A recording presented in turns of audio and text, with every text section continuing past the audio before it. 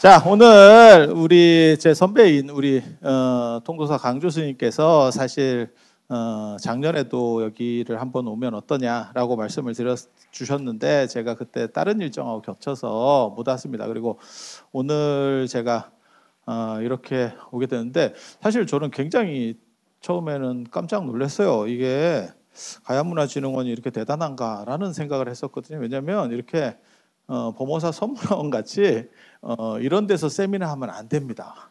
이게 자리 이렇게 큰 데서 하면 세미나가 쉽지가 않아요. 근데 우리 원력 있는 이사장 스님과 그 다음에 범호사 스님들이 계셔서 그런지 자리가 많이 찬 것 같아서 굉장히 보기가 좋습니다. 근데 이런 부분들이 더 활성화돼야 사실은 불교가 살 수 있어요. 그래서 학문적인 부분이 좀 이끌어가고 그 다음에 문화 포교적인 부분들이 뒷받침되고 하면서 양쪽에서 시너지를 내줘야만 사실은 이게 깊어지면서 확대될 수 있는 영역들이 있거든요. 그래서 조금 뒤에 가면 약간 못 알아듣는 말이 나오더라도 참을 줄 알아야 됩니다.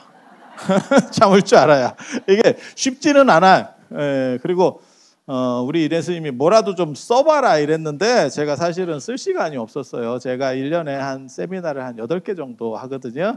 그리고 제가 대부분 발표하려고 사실은 해요. 그래서 이번 달에도 제가 주도하는 세미나가 2개가 있고 제가 발표를 2개를 또 합니다. 그래서 곧 또 저희도 세미나 때문에 그래서 도저히 쓸 시간 그리고 제가 이번에 또 박사 논문 준비하는 게 있어서 8월 또 그것까지 겹쳐서 하니까 살기가 힘듭니다.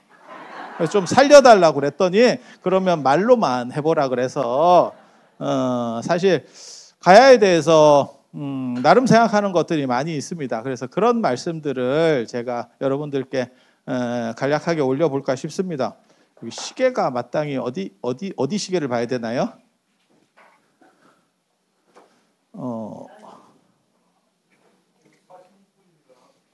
몇 분까지 할까요, 사회자님?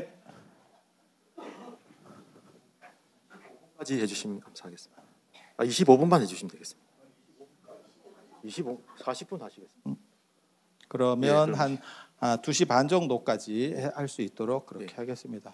제가 시계가 잘 안 보여서 그리고 이거 인터넷으로 지금 생중계되고 있어요. 그래서 부채 관계가 복잡하신 분이나 이런 분들은 좀 조심하셔야 됩니다.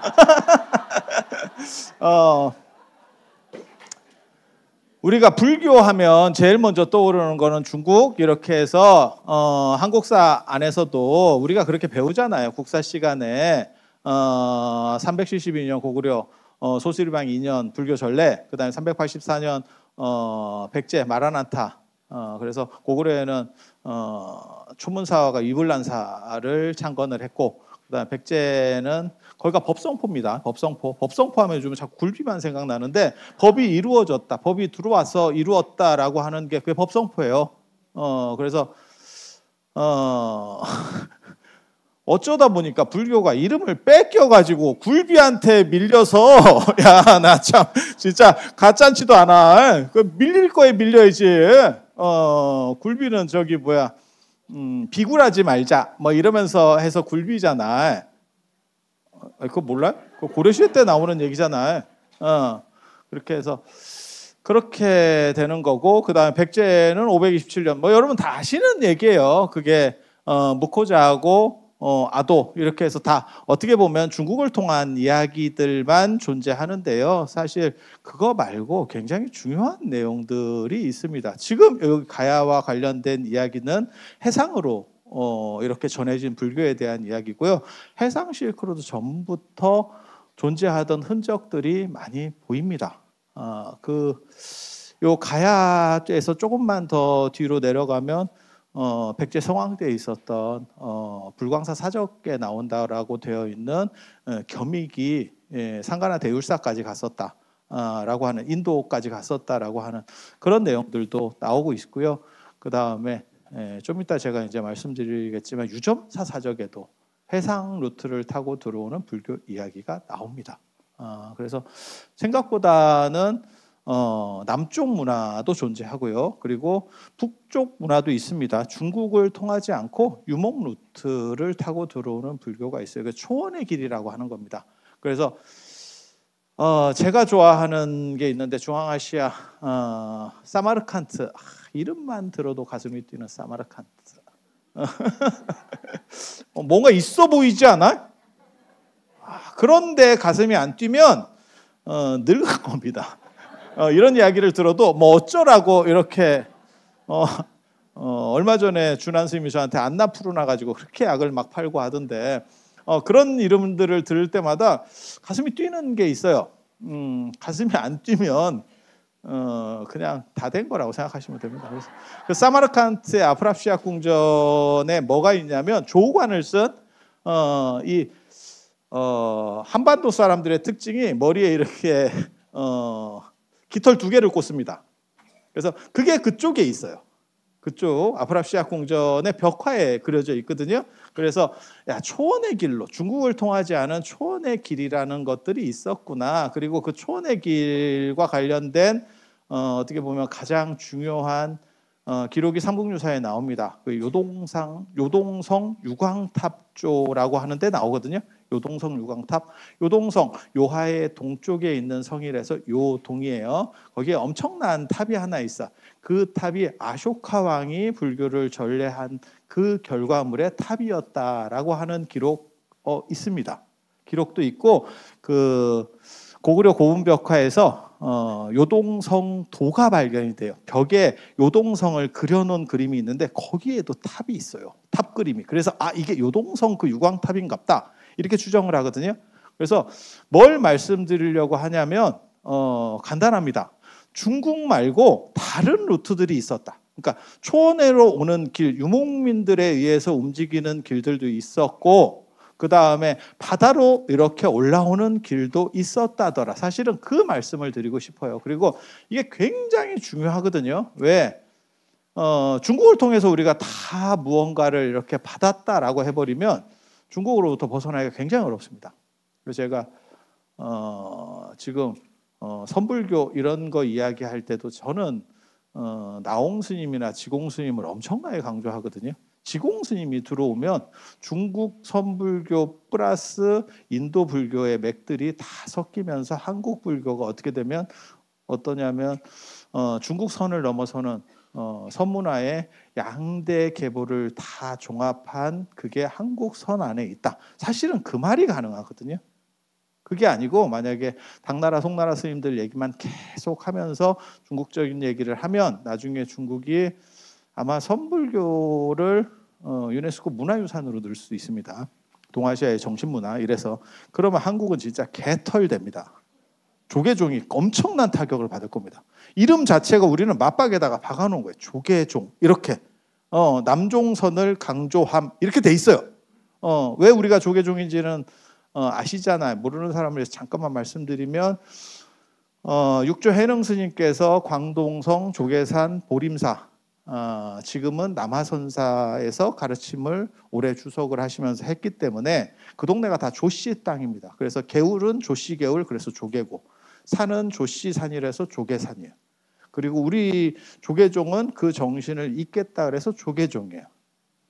조계종이에요. 그리고 일제강점기 때 일본이 우리나라 한국 불교를 일본 불교에 병합하려고 계속 노력을 합니다. 그래서 우리가 임재종이라 하면 지구들도 임재종을 먹어서 주워오고 일본에도 있긴 있어요. 그리고 우리가 선불교다 이러면 조동종하고 또 합치려고 하고 막 이래요. 그래서 1941년에 일제강점기 때 유일하게 승인받은 종단 그러면서 그때 뭐라는 얘기가 나오냐면 일본에는 없는 종파명을 찾아라 라고 하는 게 그 당시 초대 종정인 하남 스님의 주장이었습니다. 그래서 찾은 게 한국 불교 안에서 조계종이라는 걸 찾은 거예요. 사실 조계종은 종단 명칭이 아닙니다. 종단이나 종파 명칭은 아니에요. 그렇게 나왔던 건 아니고 진울 스님이 이제 조계종을 이렇게 묶는 역할들을 하거든요. 나중에 선불교를 묶는 역할을 합니다. 그 전에 누가 나오냐면 대각국사 의천 스님이 바람을 일으켜요. 그게 천태종 창건 이러면서 그때 천태종으로 넘어가는 스님들의 대부분이 조계종 스님이에요. 7, 8알은 조계종이었어요. 천태종은 선종입니다. 불교상 선종입니다. 그래서 조계종, 천태종이 선종으로 분류되고요. 그 다음에 법상종, 쉽게 말해서 자은종하고 그러니까 미륵종이에요. 미륵종. 이 지금 아유타랑 관련해서 이 미륵종이 나옵니다. 저도 아유타를 꼭 가보고 싶었던 이유가 제가 결국은 못 갔는데 이 허황홍 이야기도 있지만 무착이 미륵보살을 하늘에 올라가서 미륵보살을 만나고 그 다음에 미륵보살을 내려오게 했다는 데가 아유타예요. 굉장히 재밌습니다.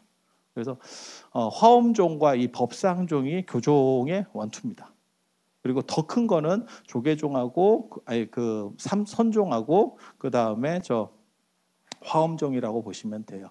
그렇게 해서 대각국사 의천 스님께서 바람을 일으키고 조계종이 이 남종선 계열들이 흔들리기 시작하니까 우리는 우리끼리 뭉쳐야 된다. 구산선문이 뭉쳐야 된다. 그런데 그게 사굴산문, 가지산문 이런 식으로 해서는 못 뭉치겠다. 그래서 공통분모를 뽑은 게 우리는 해능스님 계열이다라고 해서 조계종이라는 명칭을 쓴 겁니다. 그러니까 어떻게 보면 약간 유엔 같은 그런 기구로 만들어진 거예요.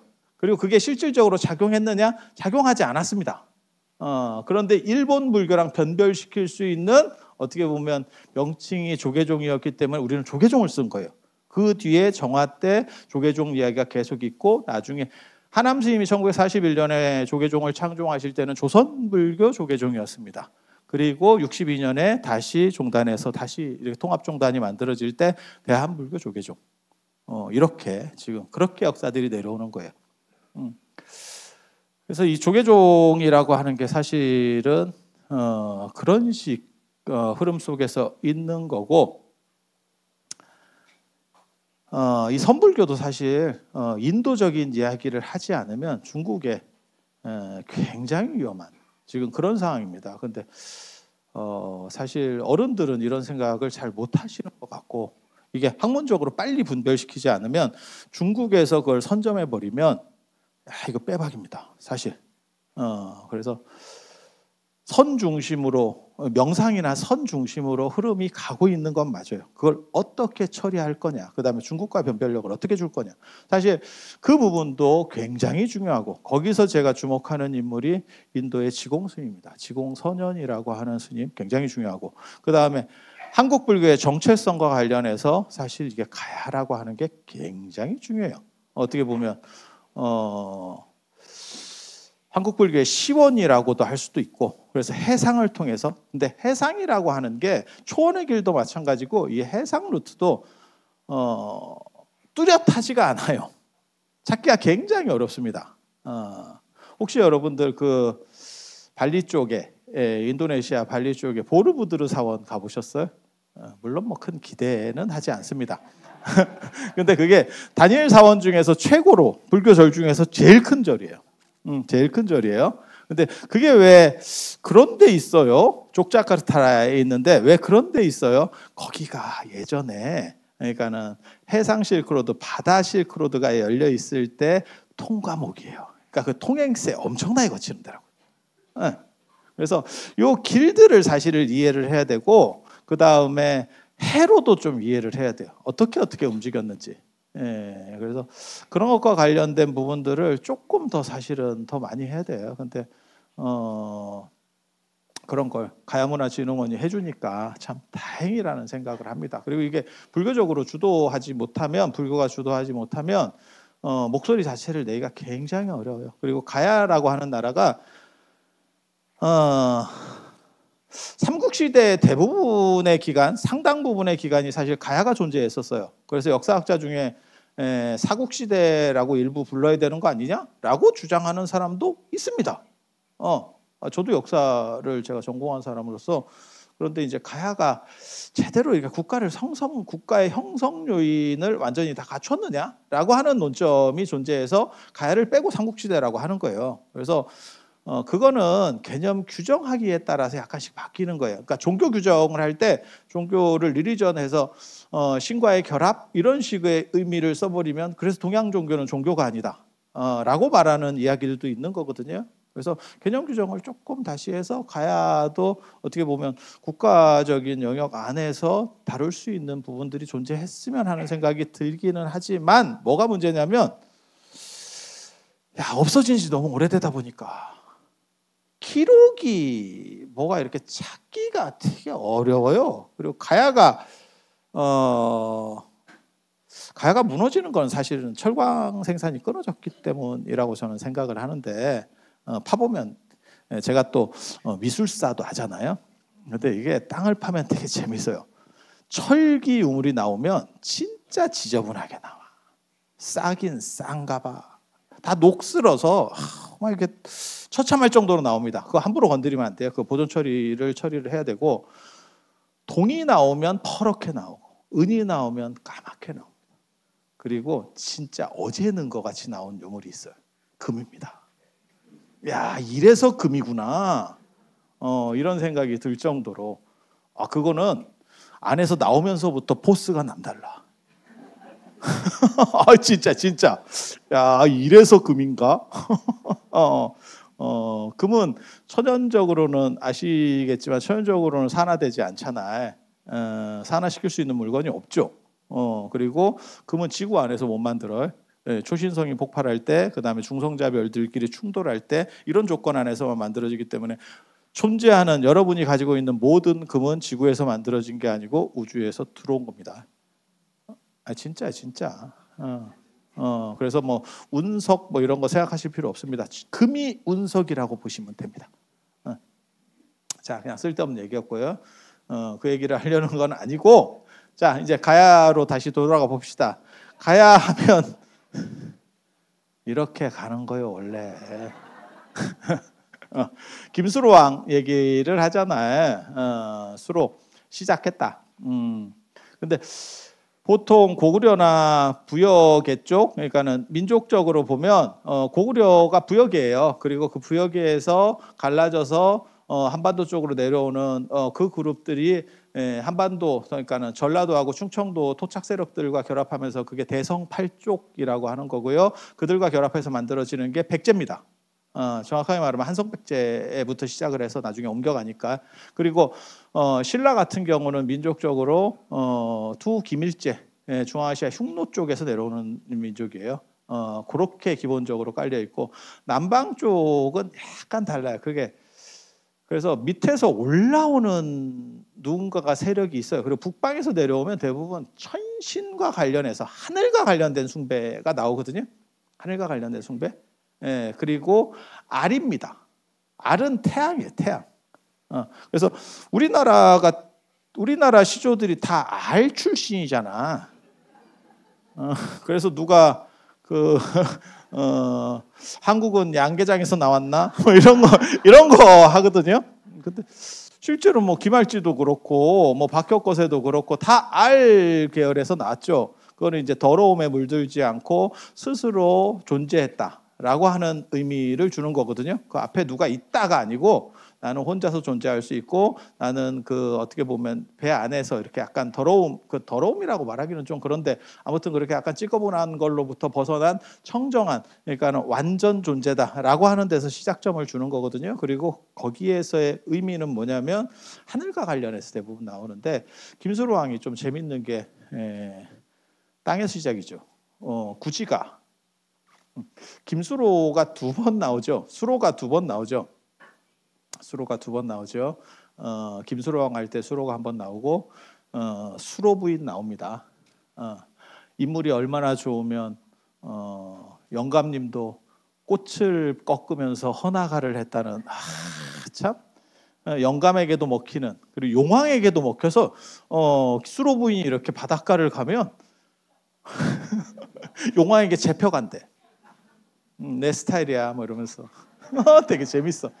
그래서 수로 이야기가 생각보다는 오래 갔습니다. 그러니까 가야가 무너지고 난 뒤에도 통일신라 시대까지 수로 이야기가 나오고, 그 수로 부인 이야기에서도 거부가 머리를 내밀어라, 그 얘기가 똑같이 나와요. 그래서 수로 부인을 내놔라. 그렇지 않으면 구워 먹겠다. 그러니까 거북이가 나온다라고 하는 것도 그렇고 땅 속에서 시작된다라고 하는 것도 그렇고 이거는 천신 쪽 계열의 어떤 신앙 구조, 태양 숭배 구조하고는 약간 다 알이 태양 숭배 구조하고 연결되는 거예요. 그래서 약간 다른 흐름들이 있구나. 그리고 단일 민족 이야기 자꾸 하는데 그거 말 같지도 않은 소리고요. 그런 거 아닙니다. 단일 민족이면 몽고 반점이 있겠습니까? 죄송합니다. 서양 사람들이 우리가 외국 가서 애를 낳았을 때 서양 사람들이 C급 한다는 그 몽고 반점, 애가 뭐 이상한데요? 그거 없어질 겁니다. 우리는 그렇게 생각하잖아요. 근데 왜 몽고 반점인지는 아시잖아요. 그래서 생각을 해봐요. 생각처럼 그렇게 안 그래요. 그리고 단일 민족 신화를 만들어낸 이유는 두 가지가 있어요. 몽고 때 저항하려고 외세 침략 때 저항하려고 하는 게 두 번 보이거든요. 그게 한 번 몽고가 내려왔을 때고 그다음에 또 한 번이 일제강점기 때. 그래서 당군을 중심으로 해서 당군이 실체가 굉장히 모호한 분이거든요. 근데 그걸 중심으로 해서 우리 공동민족의 시조를 만들어내고 그래서 우리는 뭉쳐야 된다. 외세에 저항해야 된다. 그래서 몽고가 쳐들어왔을 때 삼국유사하고 제왕군기에 당군신화가 나오는 거고 그리고 일제강점기 때 나철의 대종교운동, 당군교운동이 나오게 되는 거고 뭐 그렇게 되는 겁니다. 그래서 단일 민족의 신화는 사실은 굴합니다. 굴합니다. 그리고 남방에서 올라온 사람들도 있고 북방에서 올라온 사람도 있고 흉노 계열이 경주김씨입니다. 그래서 뭐 있을 수가 없는 이야기예요. 그래서 그리고 순종이 좋다라는 생각 절대 하지 마세요. 순종이 좋은 건 말이나 개들이 좋은 거고 인간은 순종이 되면 고자가 됩니다. 고자하고 유전병이 생깁니다. 그게 합스부르크 왕가도 그런 거고 일본도 지금 저렇게 가고 있는 거고 다 그런 겁니다. 종례혼을 반복하게 되면 유전적으로 큰 문제가 생겨요. 그래서 인간이나 문화는 잡종이 좋은 겁니다. 순종은 개나 말만 좋다라고 보시면 됩니다. 그래서 이게 섞이는 게 단일 민족이 더 좋은 거 아닙니까? 그렇게 생각하시면 안 돼요. 그래서 제가 뭐라고 얘기하냐면 동아시아가 왜 한때 전 세계의 최강이 됐었는가? 라고 말할 때 유교에서는 같은 성씨와 결혼하는 게 아니고 언제나 부인은 외지에서 드려요. 그게 혈통이 섞이는 구조입니다. 아니 한번 생각해봐요. 그게 시월드가 만들어지는 구조잖아. 계속 그렇게 됐기 때문에 여기는 계속 피가 섞여가면서 우수한 두뇌들이 나오게 되는 거예요. 그리고 종례혼 중심으로 한 집단들은 결국은 다 몰락합니다. 그래서 도래한 어떻게 보면 바다에서 넘어오는 그러한 민족으로서 김수로 왕이 무슨 뭐 땅에서 나온 것처럼 했지만 아마 그게 바다 세력일 겁니다. 그리고 김수로 왕과 관련해서 되게 재밌는 게 허왕홍 말고 석탈해가 있어요. 석탈해가 있다고. 탈해왕이 있다고. 김수로 왕이 처음 들어와 가지고 어떻게 보면 가야를 세웠을 때 탈해가 옵니다. 탈해가. 그래서 탈해랑 신통으로 겨룬다는 이야기가. 탈해도 바다에서 넘어오는 해상 세력이에요. 어딘지 잘 모릅니다. 용성국 이야기가 나오고 그 용성국이 동쪽으로 있다라고 나오는데 우리나라 동쪽 뭐가 있을까? 북해도인가? 이런 생각 잠깐. 북해도 쪽인가? 아니면 하와이인가? 없어 이게. 그래서 아마 남쪽에서 오는데 루트상 사실 그쪽에서 오기는 조금 그렇거든요. 그래서 남쪽에서 오는데 동쪽 이야기를 하고 있는 게 아닌가라고 싶은 생각들도 있어요. 그런데 뭐 정확하지는 않습니다. 이게 고대사 자료라고 하는 게 저도 고대사를 했지만 고대사 자료는 진짜 얼마 안 남았고 믿거나 말거나 한 얘기들만 있어. 근데 아무튼 수로가 시작했다는 거예요. 수로가 시작했다는 뜻이고 그렇게 해서 수로왕이 딱 왕이 되고 얼마 지나지 않아서 탈해가 옵니다. 탈해가. 그리고 그 탈해가 왔을 때 서로 신통으로 겨뤄요. 그래서 탈해가 매가 되니까 수로가 독수리로 변신을 하고 변신수리. 되게 기록도 웃겨. 내가 보기엔 두 가지 기록이 있었는데 그걸 섞은 것 같아. 처음에 매가 되니까 석탈해가 매가 되니까 수로가 독수리가 됐대. 근데 그 다음에 변신을 했는데 석탈해가 뭘로 변신했냐면 참새로 변신. 야, 너는 지능 카드야, 지능 카드. 그랬더니 수로가 매가 돼서 쫓아와서 결국 항복하고 형님하고 거기서 재밌는 대목이거든요. 수로가 김수로 왕이 석탈해를 받아들이려고 해요. 내 밑으로 들어와라. 이렇게 받아들이려고 하는데 수로가 석탈해가 그건 됐습니다라고 하면서 경주 쪽으로 가서 그게 저 간포 앞바다 쪽으로 갔을 걸로 추정을 합니다. 그러니까 밑에서 이렇게 이동을 하는 거죠. 그렇게 가서 거기서 이제 토암산을 거점으로 신라를 먹습니다. 신라는 아시는지 모르겠는데 요즘 금값 많이 오르잖아요. 금값 많이 오르잖아요. 그죠? 금값이 뭐 60몇만 원 지금 이렇게 올라갔는데 예전에 여러분들이 핸드폰 고리 달 때 4만 원, 5만 원, 6만 원이었는데 지금 60몇만 원이 됐어요. 진짜. 그런데 신라가 발전하는 게 사실 경주에 금이 나요. 제가 지금도 어디서 나는지 안다니까. 그래서 내가 한번 가서 그걸 좀 해야 되나. 제가 농담삼아 그 얘기를 해요. 우리 보살님들 모시고 가서 주황색 바가지 갖고 가서 바닥 좀 긁어서 이걸 해야 되나. 이거 태닝이라 하는데 거기서 구상사금이 납니다. 구상사금은 녹두 같은 사금이 나요. 그리고 그 순도가 한 80도 올라갑니다. 18K 되겠습니다. 지금 얘기하면 K는 캐럿이라고 그게 나무 열매예요. 그걸 가지고 똑같이 다이아몬드나 사파이어 루비 할 때도 캐럿이라고 하고 금을 할 때는 그냥 K라고 쓰고 똑같아. 옛날 단위거든. 그래서 그렇게 그 금이 있기 때문에 이제 황금 문명을 만들 수 있었고 가야는 철이 있어서 사실 철기 문명에서 어떤 힘을 얻을 수 있었고 그런데 금하고 철하고 부딪히고 나중에 철광이 먼저 떨어지는 것 같아. 그게 가야가 결국 기울 수밖에 없었던 이유거든요. 철정이라고 많이 나옵니다. 가야 고분에서 보면 도끼 이렇게 두 개 합쳐놓은 것 같은 이런 거예요. 그래서 그렇게 그래서 석탈에는 토암산을 중심으로 먹습니다. 결국은 사로고 신라를 먹게 되는 거고 그 다음에 수로는 아시다시피 가야 쪽에서 이렇게 하는 거고 그리고 그래서 토암산 산신이 석탈인 거 아세요? 토암산 산신이? 그래서 제가 논문 쓸 때는 그거 썼었는데 왜 하필 불국사를 토암산에 석굴암하고 불국사를 토암산에 지었을까? 그게 경덕왕이 아마 석탈의 계열들을 나중에 흡수하려고 하는 적극적 노력 중에 하나였을 거다 이 생각을 하거든요. 토암산 산신이 석탈입니다. 그리고 자기가 지지 기반도 거기였었고 그래서 석탈해가 간 뒤로 석탈해가 경주 쪽에 들어간 뒤로 그 호공이라고 하는 사람 집을 뺏어요. 뭐 재주가 좋아. 거기에 뭐 약간 사기를 쳐서 뺐거든요. 제가 길게 얘기할 시간은 없을 것 같아서 그러는데 거짓말을 해요. 그게 우리 옛날 조상 집이었다라고 막 이렇게 막 우겨가지고 결국은 뺏어내요. 그래서 옛날 집이다라고 우겨서 뺏었기 때문에 성씨를 석자, 옛날이다라고 하는 석씨가 거기서 나오는 겁니다. 그래서 석탈해, 탈해도 아래서 나와요. 그 배에서 배를 발견했는데 그 안에 알이 있었고 그 알이 깨어나는 거예요. 그래서 탈해라고 하는 게 벗어난다라는 뜻이에요. 벗어난다.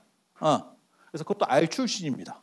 그래서 석탈해는 바다 문명과 알 플러스 천신 문명 쪽과 결합된 쪽인 것 같다라는 생각을 하는 거고 수로는 바다 쪽인 것 같아요. 그래서 수로가 나중에 김수로가 여러분 아시다시피 이제 허왕옥이라고 하는 사람을 만나죠. 그 허왕옥이 어디 출신인지 정확하게 잘 모릅니다.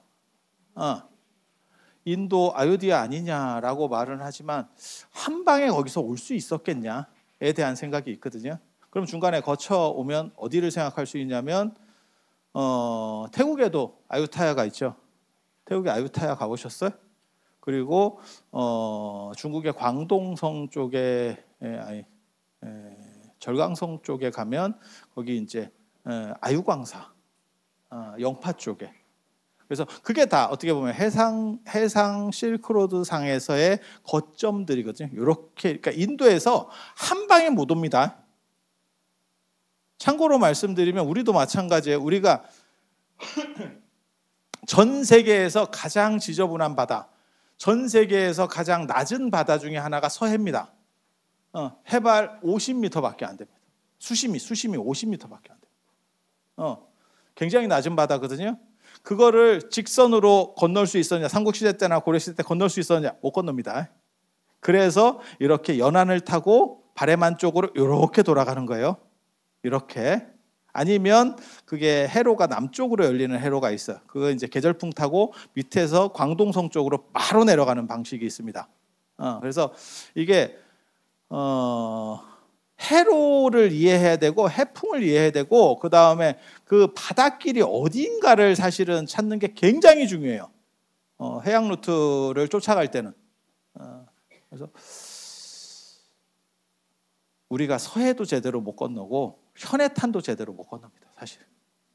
현해탄 쉽게 못 건넙니다. 그래서 제가 그 얘기하는데 추사 김정희가 제주도 유배 갈 때도 제주도도 굉장히 힘든 거예요. 그래서 추사가 그렇게 유교적인 사람이었음에도 불구하고 관음경 읽고 갔어요.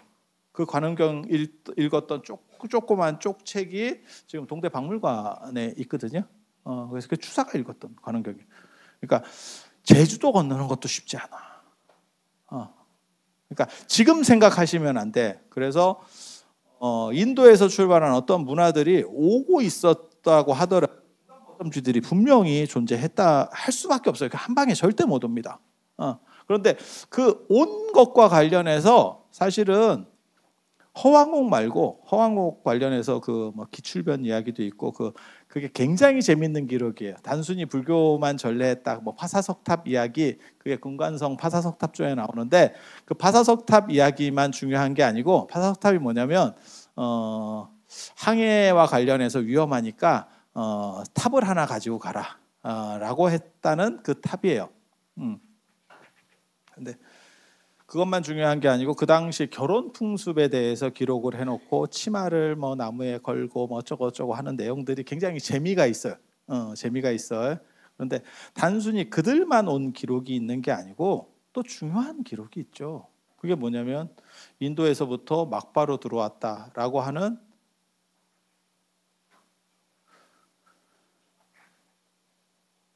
황룡사 장육존상 이야기입니다. 황룡사 장육존상. 아쇼카 왕이 불상을 만들려고 했으나 뜻대로 되지 않았다. 그때 왕자 누군지는 모르겠습니다. 그때 태자라고 나오는데 쿠날라를 지칭하는 건지 누구를 지칭하는지 잘 모르겠어요. 근데 그 양반이 좀 입방정을 떨죠. 자꾸 만들려고 했지만 안 만들어져요. 그러니까 저는 아버님이 만들지 못할 거라는 걸 알고 있었습니다. 이렇게. 그랬더니 왜 그러느냐 이랬더니 쉽게 말해서 정성이 부족하다는 거죠. 그래서 그 재료들을 바다에다가 배에다 실어서 바다에 떠냈더니 한참 뒤에 우리나라로 와서 진흥왕이 만들었더니 한 방에 만들었다. 그래서 인도 엄마 찾는다 엄마. 그래서 인도를 서천축이라 그러거든요. 천축. 우리를 동천축이라고 합니다. 신라를. 그래서 그 배가 들어와서 그 재료들과 모본불상을 모신 데가 어디냐면 울산의 동축사입니다. 동축사.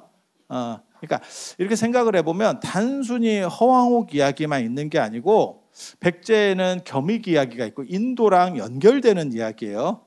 그리고 황룡사 장육조에도 내나 지금 인도랑 연결되는 해상 루트의 이야기들이 계속 반복해서 나옵니다.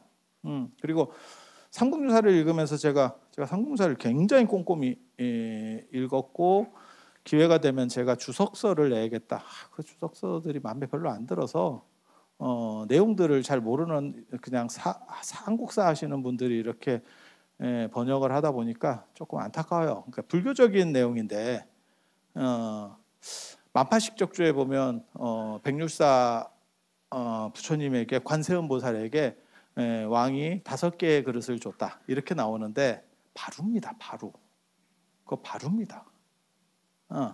근데 그게 이제 일반인들이 볼 때는 그 바루인지를 몰라. 왜 5개 그릇을 올리지? 예전에는 바루에다가 해서 실제로 음식을 이렇게 올렸습니다. 그러니까 여러분들이 생각하실 때 부처님한테는 그냥 맨밥만 올리는 거 아닙니까? 관세음보살의 맨밥만, 마집밥 이거 맨밥 아닙니까? 아닙니다. 반찬 올라갔습니다. 그거 조선시대 때 숭이 억굴되면서 경제력 떨어져서 반찬 못 올린 겁니다. 그리고 바루에다 해서 올렸었어요. 그래서 그게 바루고 이런 식의 이야기들이 있는데 이거를 한국사 하는 사람들은 잘 못 잡아내요. 그리고 스님들도 요즘 4개 바루를 쓰니까 4쪽짜리 바루를 쓰니까 그게 바루 기록인지를 모르더라고요. 근데 얼마 전까지 다 5개 바루였었죠. 그래서 저희 때도 바루 사면 맨날 5개 해가지고 1개 남아서 굴리고 어디 던지고 뭐 이랬었어요. 4개 쓰라고 하니까. 근데 우리는 5개 바루고요. 인도 사람들이 사자 숫자를 되게 좋아하는데 그게 부처님께서 사진법 문화권에서 사셨기 때문에 그래요. 서북인도는 칠진법 문화고 그래서 부처님께서 4월 8일 날 태어나시고 그다음에 사성제 발정도 12연기 16대국을 다니시고 80세를 사시고 84,000 법장을 뭐 설하시고 다 그게 사진법 문화거든. 사진법 문화에서 나오는 어떤 정형성이라고 하는 건데 동아시아는 그걸 싫어합니다.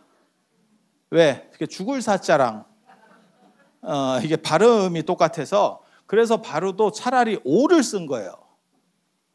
사를 쓰는 게 아니고. 그리고 중국 바루는 참고로 말씀드리면 하나입니다. 하나입니다.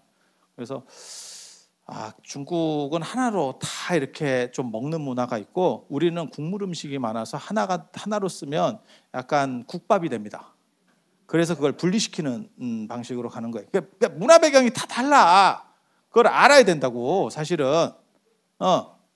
인도 같은 경우는 가연성 소재를 쓸 수 없도록 만드는 거고 왜? 한번 데쳐야 돼. 탁발하고 불 위에서 한번 데쳐. 그 공간이 어디냐면 정지예요. 정지. 그게 우리나라까지 들어와서 정지간이라고 하는 용어가 나오는 거예요. 거기서 한번 데쳐. 그러니까 가연성 소재를 쓰면 안 돼. 바루가 나무가 되거나 뭐 이러면 이게 소치인데 일종의 바루 빵꾸납니다. 그리고 그렇게 되는 이유는 뭐냐면 여러 음식들을 탁발을 하다 보면 거기에 조금이라도 안 좋은 게 덥고 습하거든. 그러니까 조금이라도 식중독 이런 게 들어오면 위험해. 그러니까 한번 데치게 되고 그 데치면 음식이 맛은 없어지지만 식중독균이나 이런 균들은 다 죽어요. 그래서 그게 가연성 소재를 못 쓰게 했다고. 그리고 그 데쳐서 다시 먹는 것과 관련된 게 사실은 향신료 문화예요. 그때 좀 뿌리면. 그래서 그런 부분들이 사실은 존재해서 이게 문화 배경 잠깐만 시계 한 번만 보고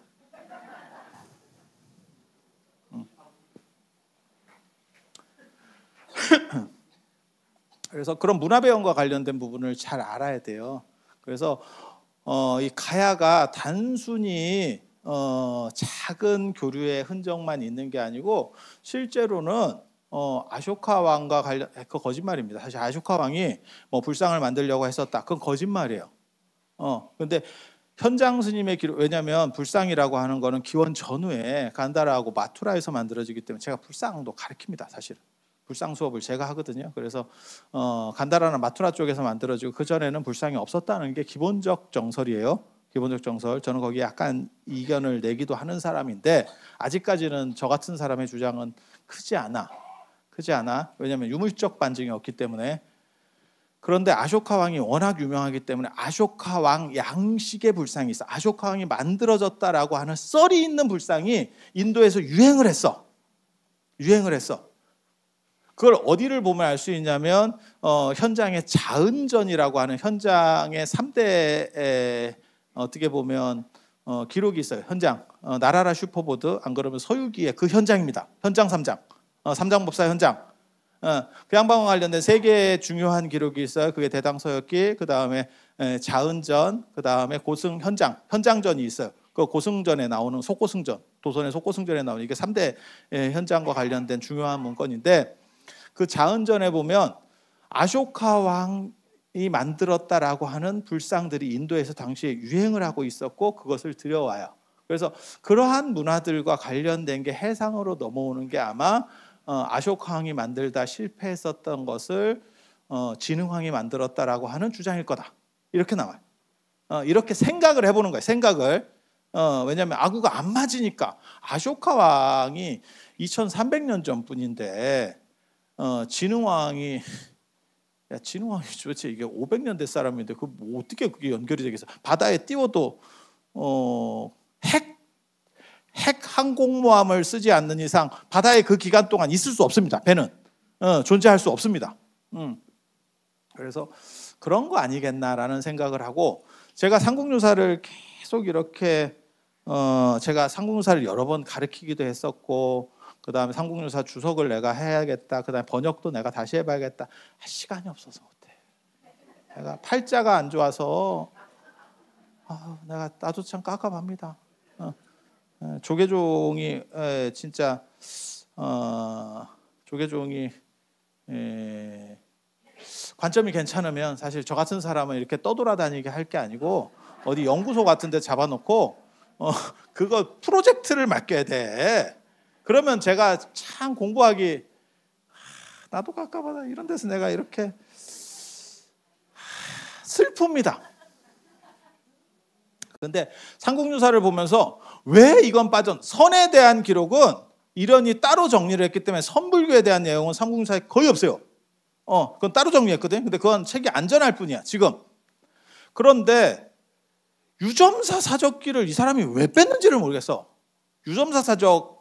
유점사가 고려시대 때도 날리던 절입니다. 금강산에는 지금도 제가 그런 얘기하는데, 이 나라 전체를 통틀어도 한 산에 2개의 본사가 있는 절은 송광사가 있는 조계산, 거기도 조계산이에요. 해능스님의 법을 이었기 때문에 조계산. 거기에 보면 송광사하고 서남사가 있고, 그 다음에 저기 팔공산에 동화사하고 은혜사가 있고, 그 다음에 이런 절보다 훨씬 레벨이 높은 게 금강산에 있는, 금강산에 4대 사찰, 유점사, 표운사, 그 다음에 신계사, 장안사, 이렇게 있고, 그다음에 바깥쪽에 뭐가 있냐면 건봉사가 있어요. 건봉사, 그 다음에 유점사. 그러니까 안쪽 대장사찰은 유점사고 바깥쪽 대장사찰이 건봉사예요. 근데 이 유점사가 느릅나무절인데, 그 절이 엄청나게 대단한 절이거든요. 근데 53부를 모신 능인정이라는 정각이 있었어요. 한국전쟁 때 다 소실되는데, 근데 거기에 53불이 모셔져 있는데, 이 53이라는 숫자도 굉장히 재밌습니다. 도대체 왜 53을 놓는지 저도 잘 모르겠어요. 송광사나 서남사에 가면 불조전이라 그래서 53불을 모시고 있는데 53에 대한 근거가 굉장히 애매합니다. 경전상에 나오는 거는 사실 저 점찰선왕 업보경에 53 나오는 거밖에는 마땅히 없어요. 굉장히 좀 재밌는데, 근데 53불을 거기다 모시고 있는데 그게 문수보살이 인도에서 만들어서 국제 특송으로 보낸 겁니다. 국제 특송으로. 그래서 그게 금강산 고성으로 막바로 들어왔다는 거예요. 해상 실크로드랑 관련된, 지금 이게 다 해상과 관련된 이야기를 하는 거예요. 그래서 수로왕 이야기에서 그치는 것이 아니고, 사실은 이러한 식의 전통들이 중간중간에 보인다. 백제에게는 겸익 이야기가 나오고, 그 다음에 신라에서는 그 진흥왕, 황룡사 장육존상 이야기가 나오고, 고성 금강산의 대표 사찰은 유점사입니다. 그건 부정할 수가 없는 거예요. 유점사의 위상은 굉장히 높거든요. 그런데 거기에도 인도하고 직결되는 이야기들이 나오는 거예요. 그래서 이 해상 실크로드와 관련된 부분들, 아니면 해상의 무역 루트와 관련된 부분들이 가야를 중심으로 사실 좀 더 폭을 넓혀가야 사실은 가야 이야기가 보다 뚜렷해질 겁니다. 그러니까 가야만 얘기해서는 이거 세미나 할 게 몇 번 없을걸. 다음을 기약하기 쉽지 않을걸. 왜냐하면 고대사 자료가 너무 한계가 뚜렷해요. 그러니까 뭐 하는 거냐면 그랬을 거다. 이거밖에는 못해. 그래서 중국에 연결되는 해상 실크로드 노선하고, 사실은 중국과 관련돼서도 우리나라에 들어오는 우리나라 무역이 아니고 당나라 때 유학 갔던 스님들이 왔다 갔다 하는 데가 우리나라에서는 당항성 쪽, 경기도 화성 쪽, 아니면 울산 쪽입니다. 이렇게 가거든요. 해로가 그렇게 가요. 그렇게 가는 거고 중국으로 들어가면 그 광동 영파 쪽으로 들어갑니다. 영파 쪽으로. 그래서 거기 보타락가산이 있는 거고 그거를 의상 스님이 의상 스님이 그거를 어떻게 보면 차용을 해서 온 게 지금 홍련 낙산사가 되는 거고 그리고 나중에 범일국사도 아마 거기서 확대됐을 거라고 생각하는데 그게 정취보살이거든요. 그래서 정취보살을 홍련 낙산사 쪽에 모셔요. 그게 지금까지 남은 게 천수경에 관세음보살을 계속 얘기하다가 갑자기 정취보살이 나오는 이유입니다. 그래서 그런 무역 루트까지 사실은 전부를 연결시켜서 판을 짜야 가야의 정체성이 보다 뚜렷하게 나올 겁니다. 그리고 그게 아니면 가야 불교의 특징이나 성향을 모색하기가 그렇게 쉽지 않아요. 그러니까 허황옥 이야기하고 그 다음에 뭐 장유화상 이야기 정도로는 사실은 설명하기가 굉장히 어렵습니다. 그리고 아유다야랑 관련해서는 제가 아까 말씀드렸지만 미륵과 관련된 부분 진짜 신경을 좀 써야 됩니다. 거기가 무착이 사실은 어떻게 보면 유식, 인도 불교의 중간과 더불어서 가장 강력한 세력이 유식학파인데 그 유식학파의 실질적인 개창이 미륵이라는 어떤 상징 인물이 있고 무착이거든요. 무착 아상가라고 하는 사람인데 그 양반이 시작점이 아유타예요. 그래서 그런 부분들까지도 사실은 넓혀가면서 연구가 들어가야 좀 더 풍요로운 그런 흐름들이 나오고 그 다음에 연결시킬 수 있는 구조들이 더 많이 나올 겁니다. 그래서 가야문화와 관련해서는 사실 조금 더 밖을 볼 수 있는 우리 안의 것만이 아니고 조금 더 외연을 넓게 볼 수 있는 그런 부분들이 필요하다는 말씀 드리고 그리고 마지막 진짜 중요한 거 맨 처음에도 제가 말씀드렸지만 중국과 관련된 이야기로 도배를 해버리면 중국이 깃발을 들면 우리는 쓸 자리가 없어집니다. 그래서 요 해상과 관련해서 들어온 불교 문화 이 부분 굉장히 중요해요. 굉장히 중요해요. 그리고 선불교에 있어서도 지공 스님 인도 분이 직접 오신 거예요. 직접 오신 거예요. 그래서 그 부분도 굉장히 중요하다는 말씀 올리면서 이상 마치도록 하겠습니다. 자, 들어서 감사합니다.